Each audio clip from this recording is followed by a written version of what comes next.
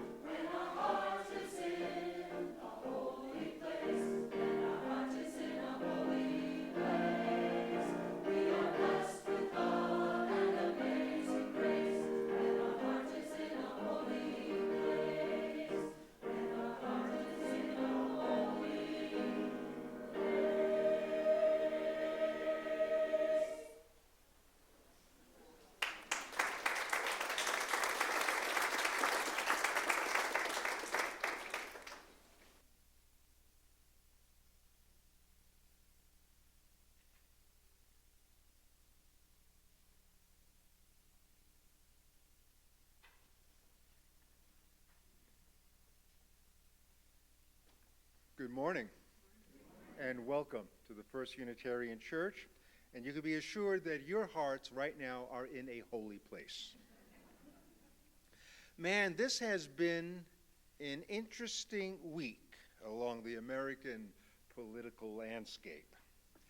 It will undoubtedly grow more interesting in the weeks to come. Supporters for the administration have lined up on one side, and those who want impeachment investigations to continue are lined up on the other. Local congressman and big First Unitarian supporter Ben McAdams has drawn fire from both sides. It's indicative that our respective opinions have devolved into shouting matches. But you know, it might be helpful for all of us to remember the difference between a conviction and a prejudice. The difference between the two is that you can explain a conviction without getting angry. When we get heated up, dogmatic, virulent about our viewpoints, chances are we're harboring a prejudice. Convictions, on the other hand, are opinions and commitments we can share straightforwardly, even passionately, but free of hostility. Convictions lend themselves to conversations. Prejudices pursue conversion. I hope we keep today's service a conversation.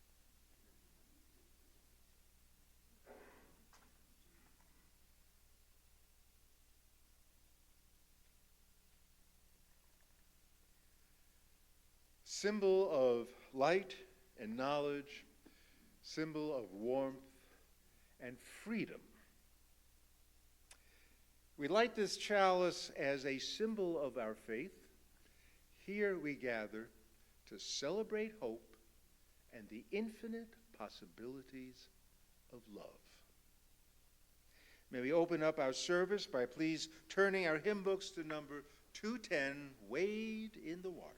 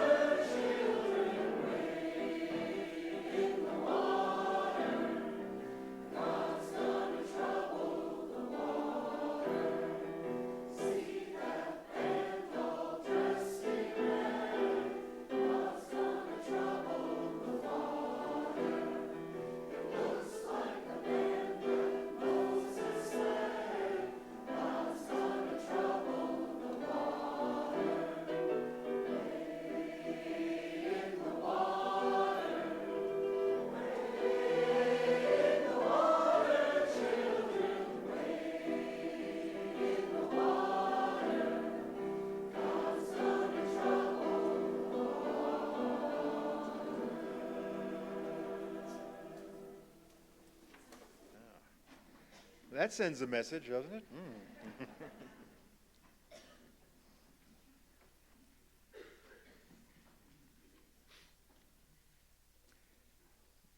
Our meditation this morning is inspired by the words of John Updike.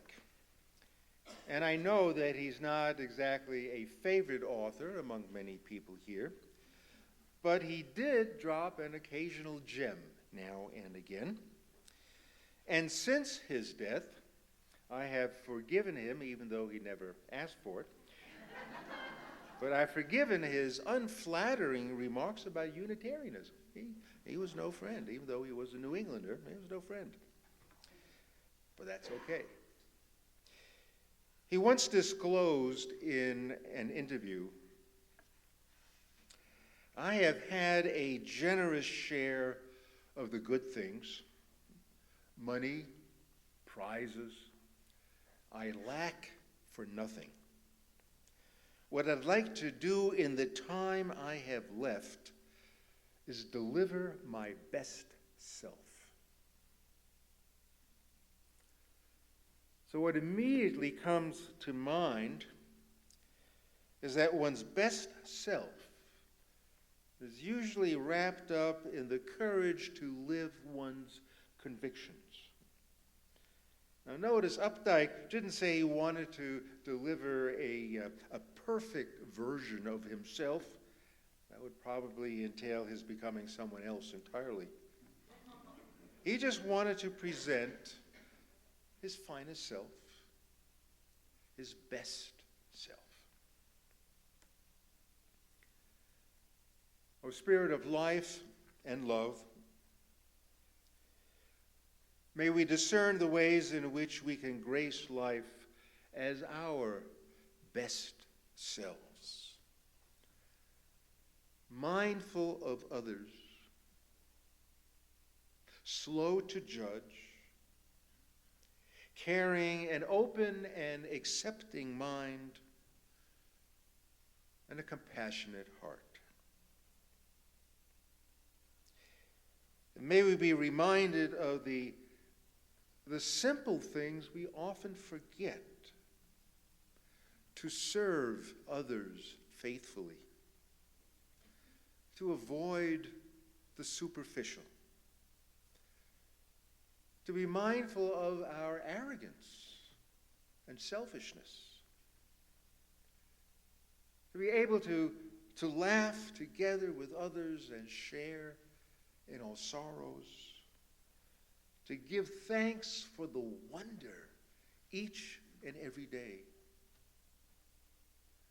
to gather all our strength so that each day and every day we add to the fullness of life. May I deliver my best self in the time I have remaining. Amen.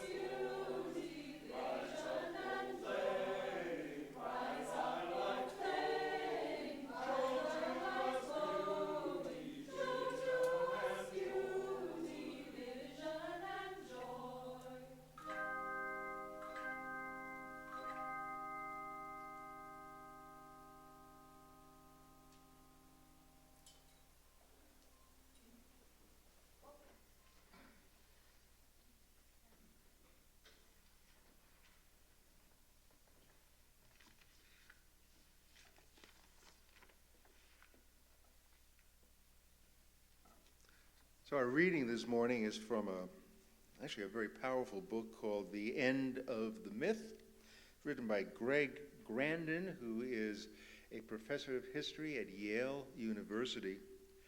And he's received all sorts of awards for his writing and prizes, and he's certainly very, very credible. The part I've selected is, I think, a question that probably all of us are wondering, and that is, are the Trump years an anomaly to the American tradition?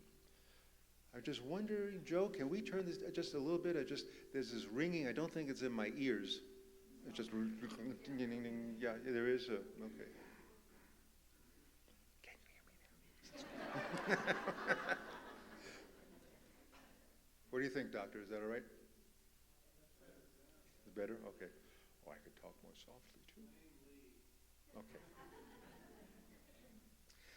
So the question that that I think we're wondering, and there's really no answer to, is that the Trump year's an anomaly, or is this really who the American people are? Is this really what we're all about? But of course, he gets at it more eloquently and with a bit more history behind it.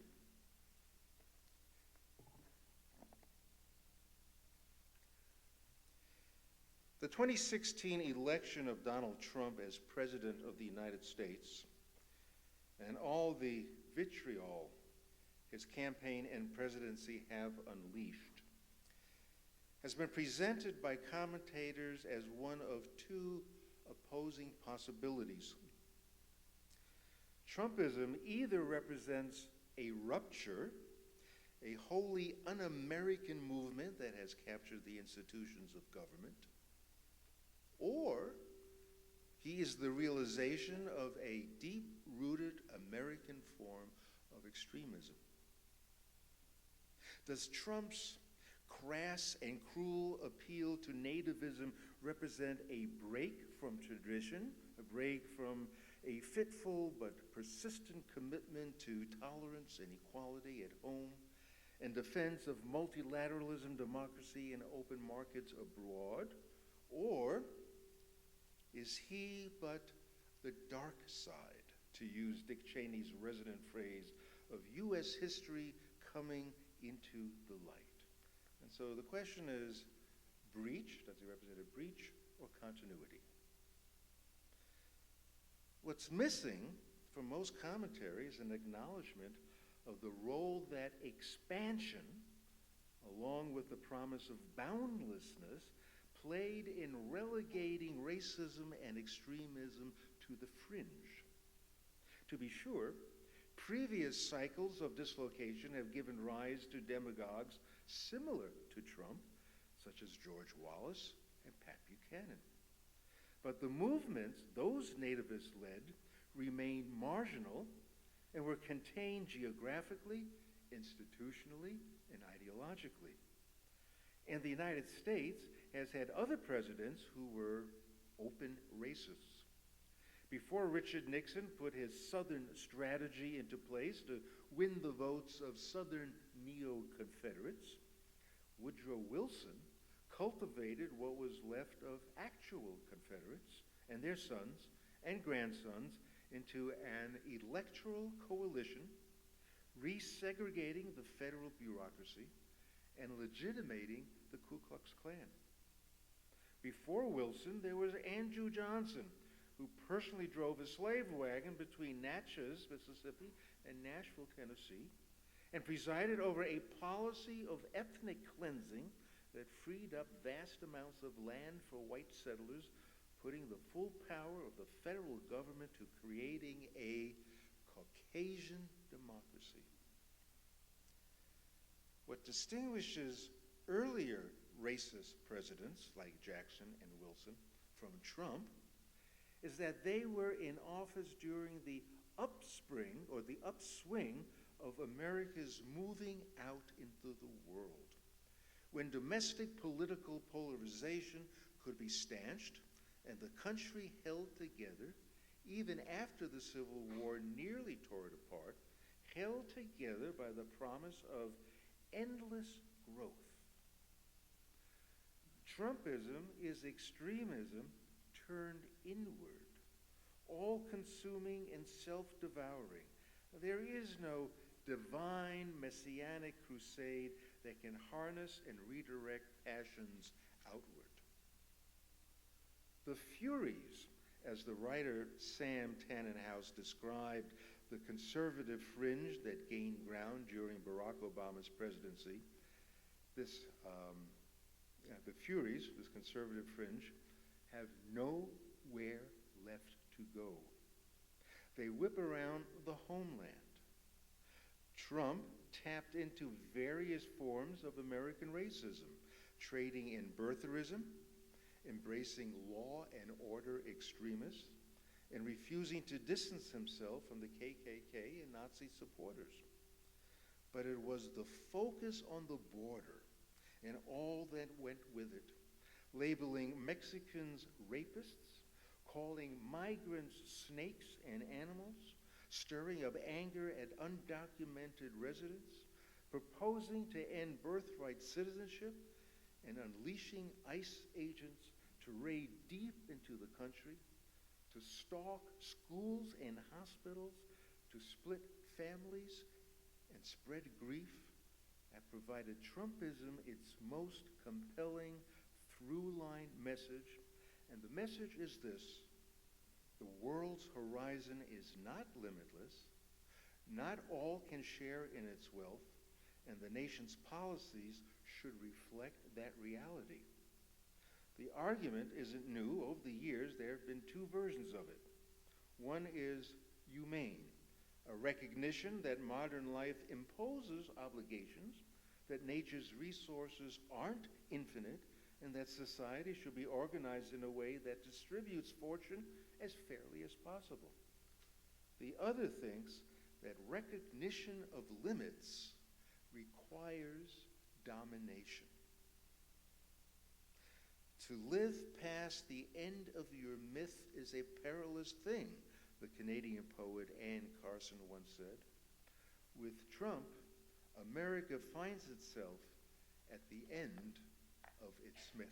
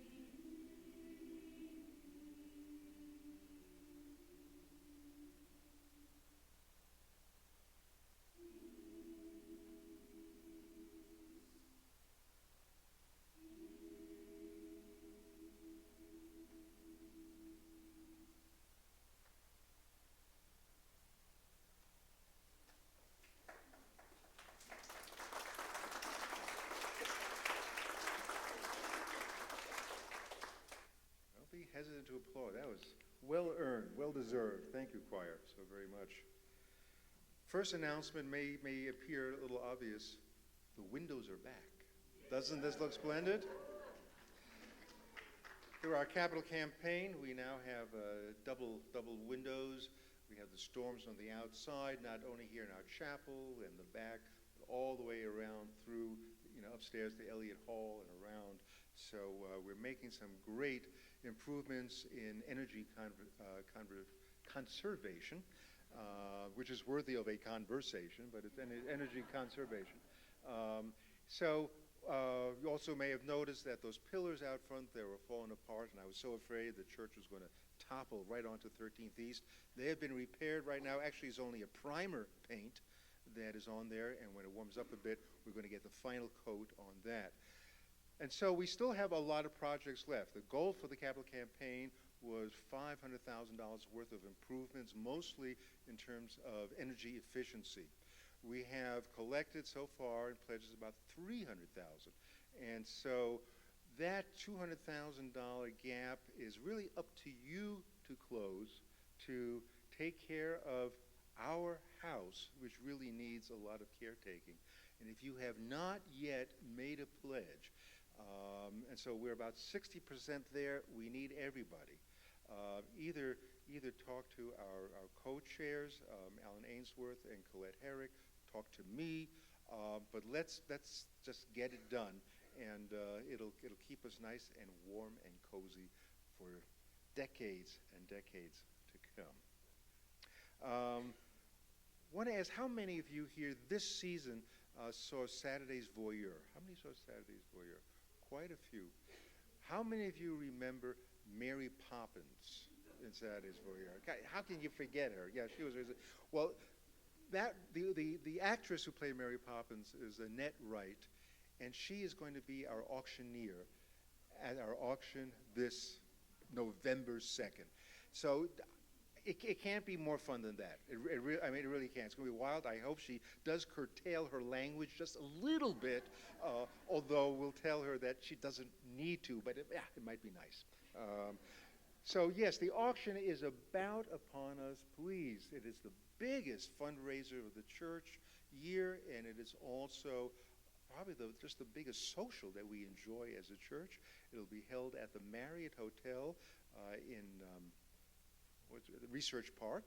Tickets will be available right after the service, and you can get a peek at some of the things being raffled. So let us, get some enthusiasm going. Let's get the tickets rolling. We usually end up with about, last year was about 225, 250 people. It would be great if we could top that, and hope to see everyone there.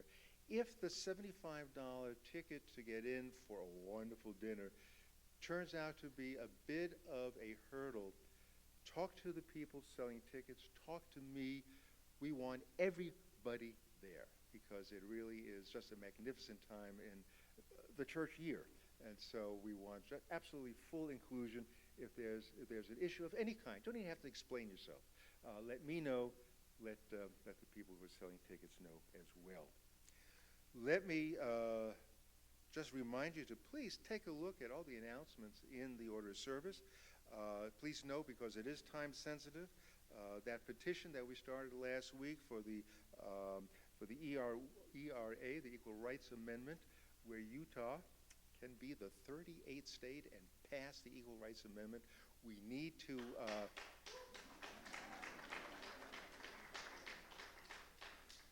need to remind our legislators this might be a good thing for them to endorse. And so we're preparing a petition.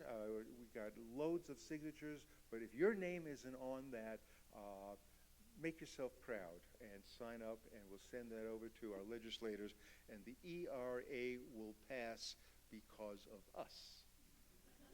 Well, at least we will have contributed, so let's hope that comes to pass. Also, a note that the UU orientation class, which is designed specifically for newcomers or just newish people exploring Unitarian Universalism who maybe want to learn just a little bit on a deeper scale, some of the theology of Unitarian Universalism, its history. That class, it's a one-shot deal, runs 2 hours, will be held in Elliott Hall on November the 5th. And it's a good idea to come, and also an opportunity for me to welcome everyone here who is for the first time or relatively new. Please stop by our welcoming table, take a look at what this church offers, and hopefully you'll get to know a lot of the folks here in this very wonderful and inspiring congregation. The offering will now gratefully be received, a chance to greet one another and bid each other a warm hello, good morning.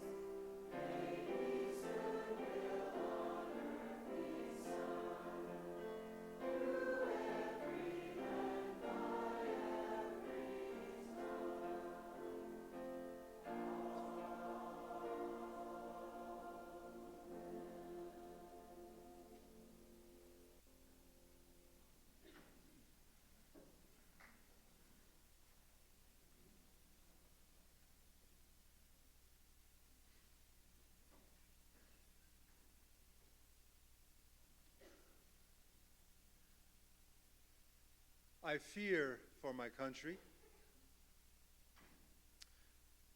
I know I'm not alone. The very meaning of America, from its foundational constitution and heralded doctrine of checks and balances, a land faithfully governed by laws, a nation where freedom and dreams of a better life are intrinsically valued.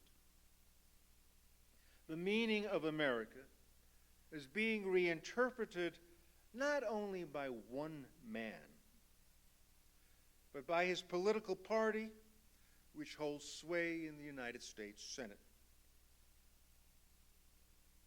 The meaning of America is being reinterpreted not only by one man, but by the Supreme Court, which now holds an edge in his favor due to his latest appointment.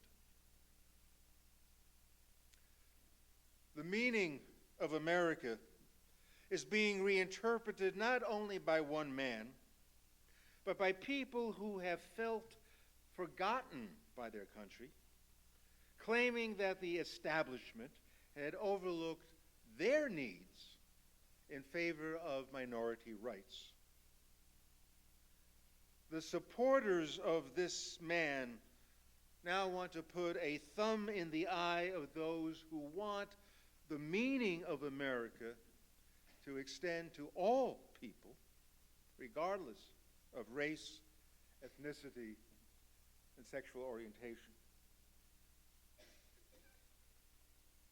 With this kind of widespread support and delusions of power, the constraints placed on a president, those constraints contained within the 220-year-old constitutional roadmap, these constraints have been breached, challenging the very foundations of American democracy with threatening references to civil war, ignoring term limits, not accepting election results should he lose, obstruction of justice. The president's latest confrontation with American tradition involves yet another constitutional infraction, actually articulated long, long ago by Alexander Hamilton. And he said, the desire in foreign powers to gain an improper ascendant in our councils. Phrased in a more contemporary way, a president cannot solicit or accept help from abroad to advance his political fortunes. The framers of our Constitution called that an impeachable offense. And yet, the impeachment investigations are largely ignored and obstructed. This is part of what I mean that American democracy is being reinterpreted, redefined, reconstrued today. American democracy has long been referred to as an experiment, as we all know. Many a civilization from the past, and not too distant past, could never fully escape the despot who loomed as a real threat. Throughout the ages, democracy consistently faced the challenge of a despot fighting against the very principles of civil liberties. Despots argue that free government is inconsistent with the order of society. The President of the United States has taken a page from that playbook. We are currently going through an extremely emotional time. We are gripped with fear for many reasons. Fear-mongering has set the temperature for this moment in history.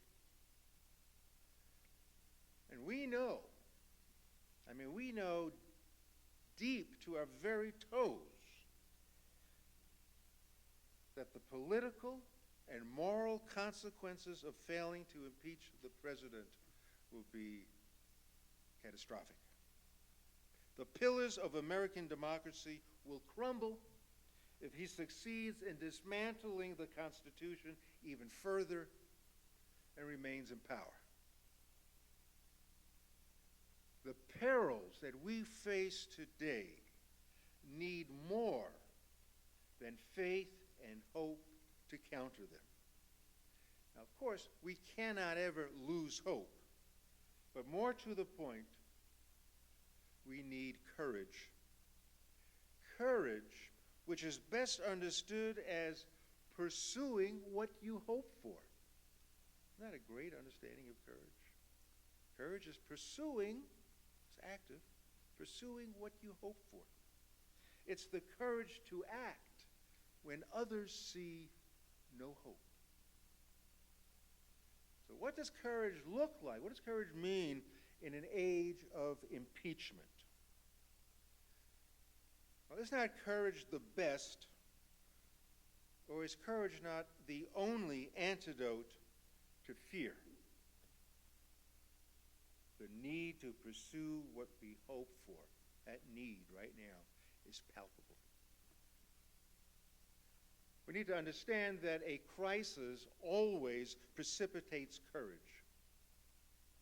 And let me offer some simple examples, even a very primal display of courage that happened a few years back on a New York subway platform, and I'm always going to remember this story because I have worried about crowds at a New York City subway station for a long time.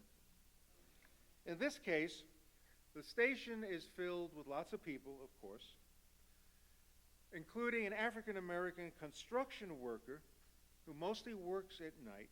And there he is on the platform, awaiting the train with his two daughters that he had picked up from school, and they're on their way home.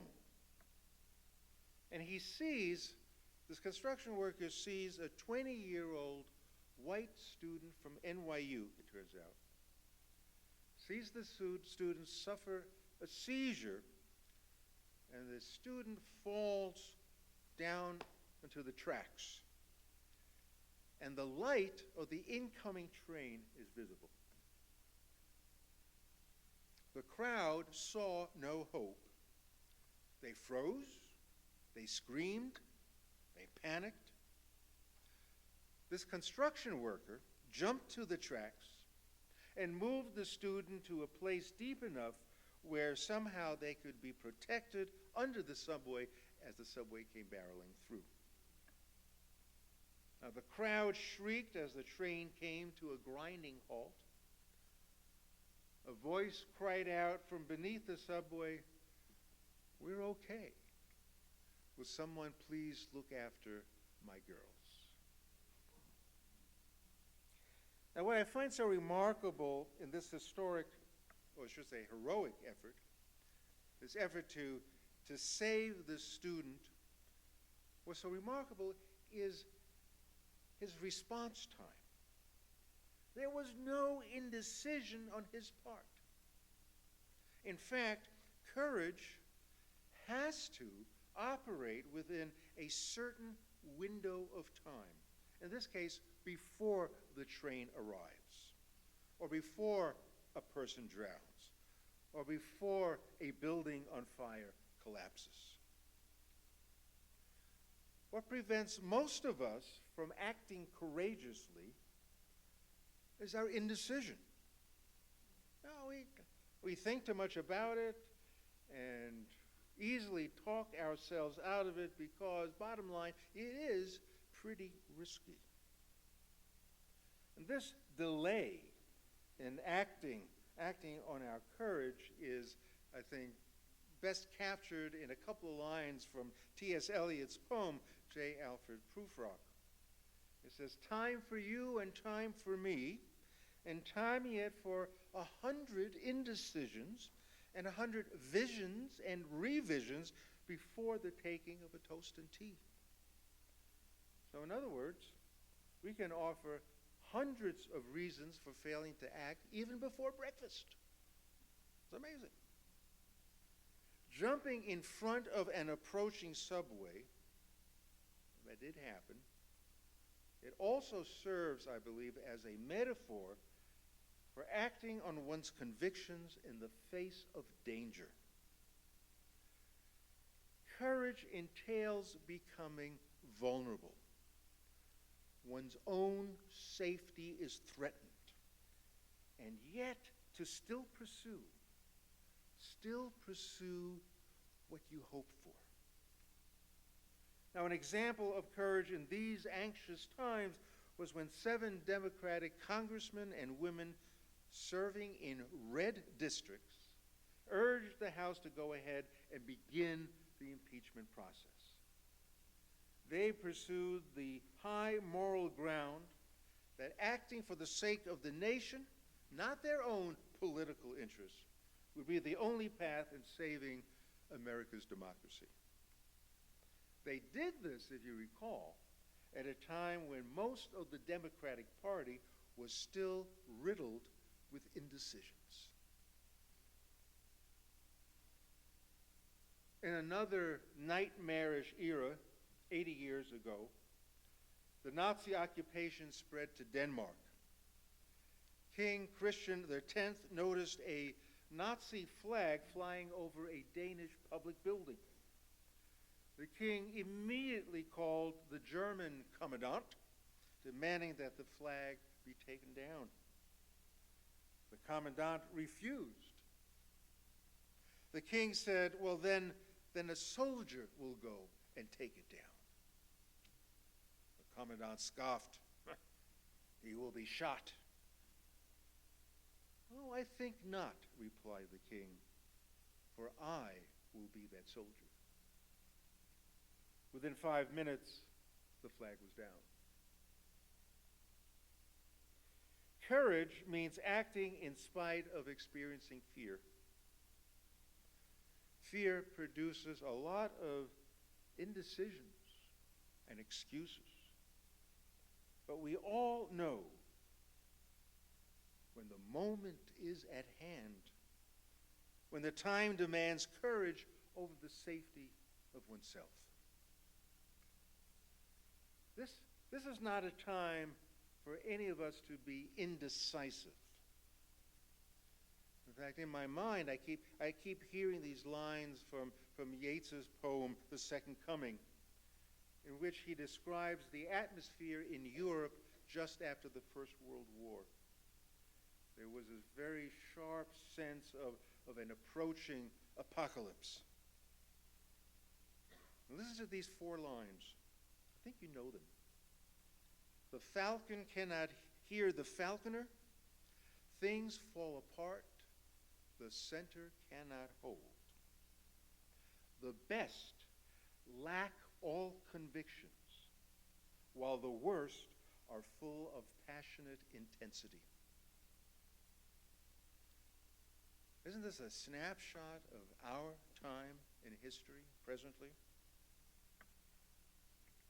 The center cannot hold. We're just turning around and around in this spiral, Yeats's gyre, where we human falcons can no longer hear the falconer, call it what you will, symbol of God or truth or love or justice or wisdom. Can't hear that call anymore. And white nationalists are full of passionate intensity. Is it not then this fear that should drive us to act with courage, that we act decisively in spite of being fearful? Now this proved one of Paul Tillich's main arguments in his seminal book, The Courage to Be. He maintained that through acts of courage, we affirm life in spite of fear. Through acts of courage, we affirm life in spite of fear. Now, Tillich may well have been the most influential theologian in the 20th century. He started off as a German Lutheran pastor and served as a chaplain during World War I. His progressive ideas immediately put him in conflict a couple of years down the road with Nazi Germany. He was released, that's a nice term, he was released from his professorial duties as early as 1933 from the University of Frankfurt. Reinhold Niebuhr offered Tillich a position at Union Theological Seminary in New York, where Tillich then immigrated with his family, and he was on the faculty there for about the next 20 years or so.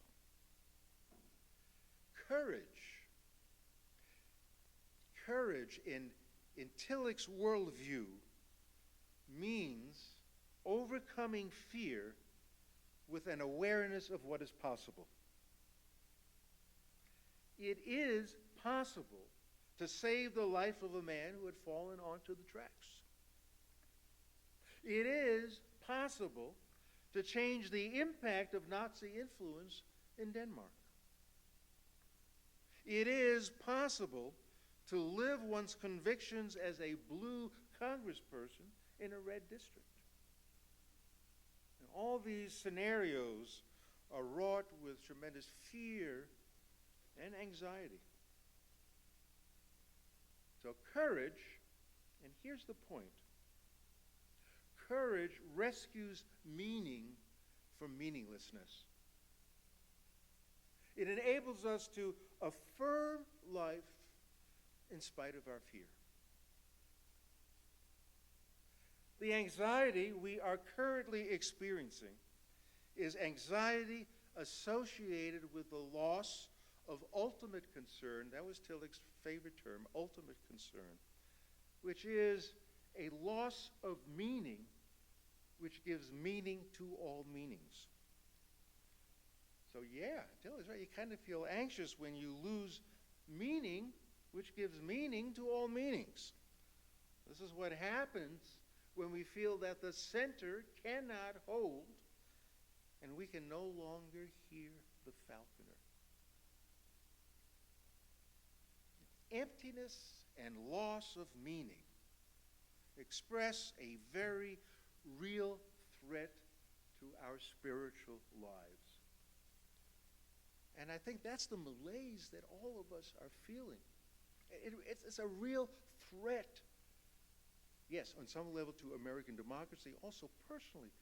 It's a threat to our spiritual lives because suddenly a whole system of ideas and values become superfluous, moot, meaningless.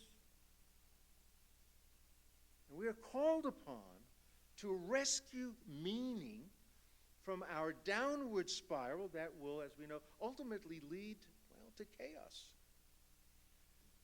It stands to reason that when the best lack all conviction and the worst are full of passionate intensity, things fall apart. During the Second World War, a German Lutheran minister named Dietrich Bonhoeffer left Germany to study with Reinhold Niebuhr at Union Theological Seminary. And while there, Bonhoeffer made a decision to return to Germany and join the resistance movement. He and a number of his German cohorts were caught in attempting to assassinate Hitler and were executed. Now, when Bonhoeffer left the safe confines of his life in New York City to return to Germany, his professor, Reinhold Niebuhr, said to the class, "I'm giving Bonhoeffer an A in moral living. What grade do the rest of you feel you deserve?"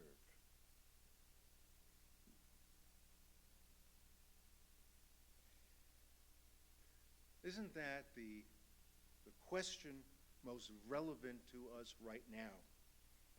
Do we have the courage of our convictions to engage in civil disobedience? Do we have the fight within us, as they do in Hong Kong, trying so hard to preserve their civil liberties? I want to make clear that our service today is not about, giving you a list of things you must do or ways in which, we can all collectively find a strategy to move us forward. And this is not going to be a Sunday where we're going to urge you all to write your congressperson, although that is very good and very helpful, but let's at the same time be honest, it doesn't require a lot of courage. We need to find our own meaning of what we hope to salvage. We need to confront our own personal fears and summon the courage to proceed to what we feel needs to be done. And I mean, there's so many things. I mean, this courage that we need to have, some good contemplative time to think through. This courage, you can't give a formula because this courage is widely interpreted and so very widely manifest. I mean, it comes out in so many different ways. It's up to each and every one of us to figure it out. Just off the top of my head, I'm thinking about the hero of the environmental movement, Greta Thunberg, this 15-year-old schoolgirl. 15-year-old high school student who skipped school, sat outside the Swedish parliament, and kicked off a global movement. The school strike for climate, which we experienced here in Salt Lake City just a few weeks ago, extended through 71 countries. And that window of time was just right for her courageous act.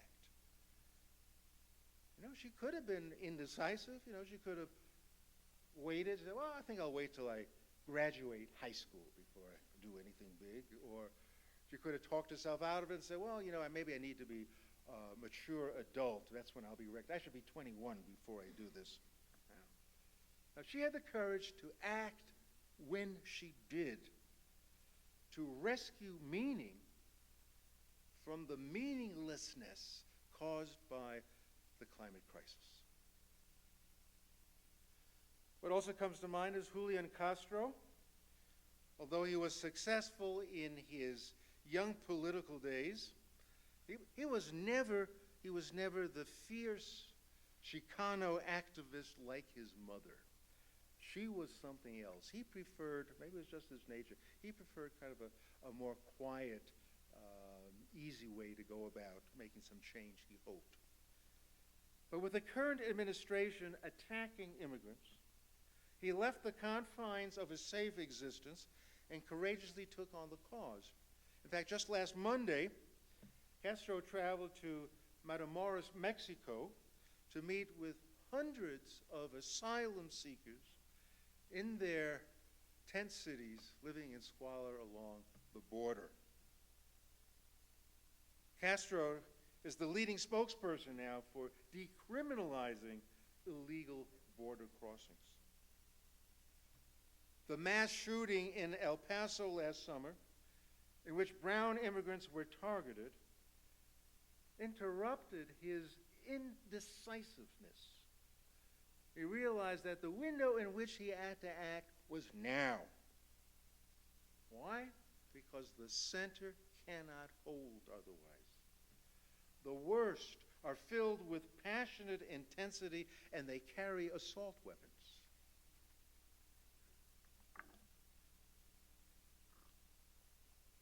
It's time for us to get off the couch. Our spiritual lives are empty if we continue as mere spectators, bystanders. Silence is no longer an option. How can it be? I mean, right now, our president schemes to have people with brown skin falling into rivers packed with alligators and poisonous snakes. Shoot them in the legs so they can't walk. Separate their families. Put the kids in unsanitary cages. It is in this context when the meaning of existence gets questioned, our system of values fall apart. Spiritual life rings hollow. Now, we have every legitimate reason to feel fear. There's been a cloud hanging over us since, January 2017. But most of us have not responded. Many U.S. senators have been silent and complicit in this devastating threat to American values. And so we now have this little window in which to act courageously in a time of impeachment. We must do so now For the center will not hold much longer. We have this window to exercise courage, confront the oppressors, speak truth to power, to demonstrate to ourselves that we are willing to leave the confines of our safety in order to live our convictions with courage. And this is how we affirm life in spite of our fear. This is what our time demands of us. So be it. Can we close our service, turning our hymn books, please, to number 108.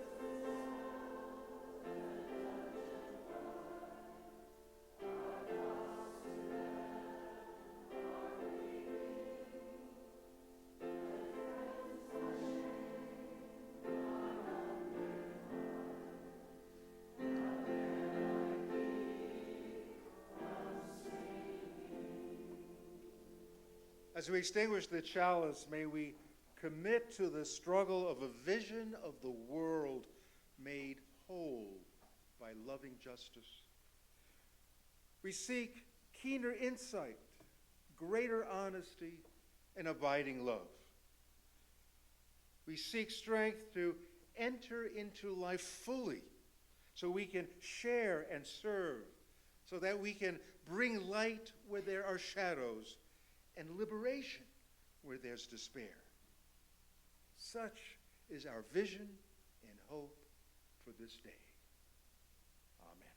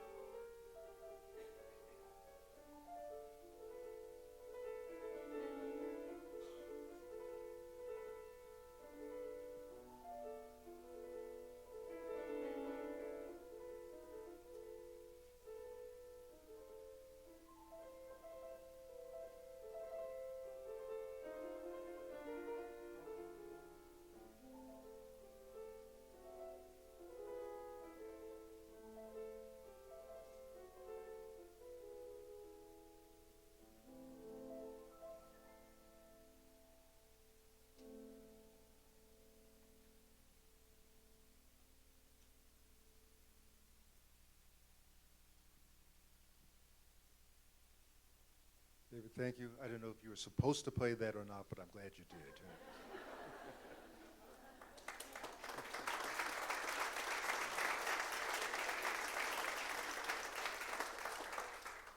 On our way to get coffee, please remember the auction tickets are up for sale, and the welcoming table is there to welcome you.